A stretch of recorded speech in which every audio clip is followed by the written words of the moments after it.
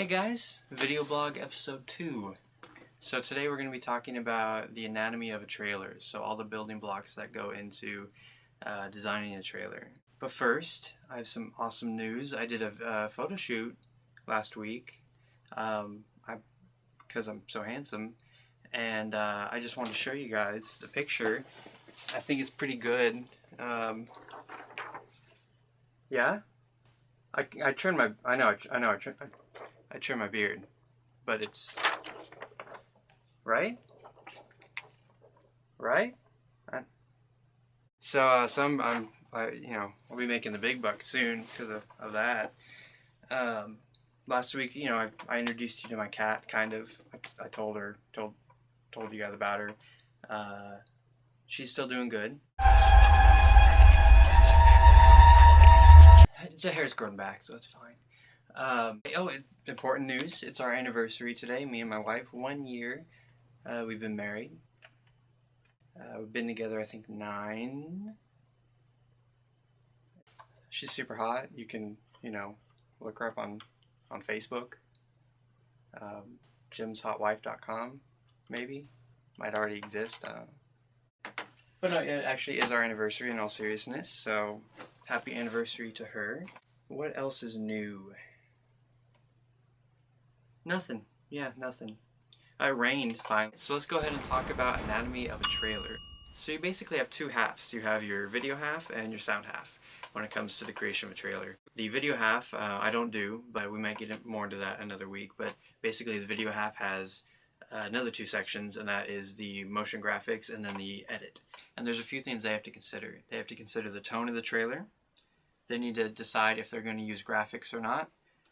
They need to decide if they're going to put a temp track in. And then one of the last things they have to consider is how long they want the trailer.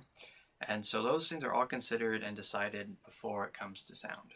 After all the pre-sound considerations are complete, the edit's done, maybe motion graphics are in place, the trailer gets sent off to sound.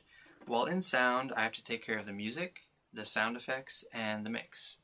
I can talk to you about each one of those a little bit. I won't get too in-depth today because each one of those is a huge topic all in itself. So let's talk about mixing a trailer. The basic idea when you're mixing a trailer is always have something in the focus. Oftentimes it's going to be dialogue or voiceover, and those should always be audible and of course cleaned up. The next thing that might take over is sound design. Whenever there's a big slam or explosion that might pop on in, of course if you have someone speaking, you don't want that explosion to go over them. Now if you have a gap where there's no one talking and there's nothing exploding, no big sound effects, you bring the music up. So there's always something in the spotlight.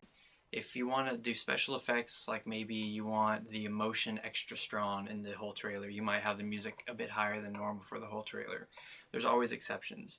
But the general concept that I'd like to convey today is always have something in the spotlight. Don't just set the level and leave it. It's ear candy, it keeps the person interested. Alright, let's move on to sound design and sound effects. So when I get a trailer, there is generally no sound effects in it. So I have to go through and decide what should be making sounds and what kind of sound it should make. Something a lot of people don't realize is there's actually a lot of room for artistic expression in sound design and a lot of choices. It's not just, okay, that guy punched the other guy and there's one sound I can use. There's a lot of abstract things you can do with it, and a lot of things you can make people feel by doing different types of sounds. You can make a scene totally different with a different type of sound design. It's a lot of fun. What you can do is you can just go online and find videos that you can strip the audio from, like maybe gametrailers.com, that's what I did. And you just download the video, take the sound out, and redo all the sound effects for it. Let's move on to music. So when I get a trailer, sometimes there is temp music in it, sometimes there isn't any music. When there's no music in there, then that gives more creative freedom, but there's more chance to make a mistake. If there's already temp music in there, you know, okay, this is the direction I go, but of course, sometimes if you want to go in a totally different direction, you really have to fight people for it because they're so attached to what they're used to hearing with the edit. Beyond that, I mean, you want to go ahead and make sure it's exciting, make sure your music is saying something. Keep in mind the emotional goal that the trailer is supposed to have, and follow through with the music on that. What's nice about music is that it crosses all the different media barriers, so doing music for trailers isn't substantially different. than doing music for games or film. There's subtleties to each, but I think that'll have to be its own video blog to get really deep into that. So yeah, anatomy of a trailer. I don't know what we're going to get to next week, but hopefully it'll be something awesome, and I'm hoping to get into some more detailed tutorials soon. I know last week was just a brief overview of demos, and this week again was kind of a brief overview of trailers. So I'm hoping one of these weeks soon I can open up Logic or open up Pro Tools and show some specific techniques. But hopefully you're finding these interesting or entertaining, and hopefully both. Keep watching, and see you guys next week. Later.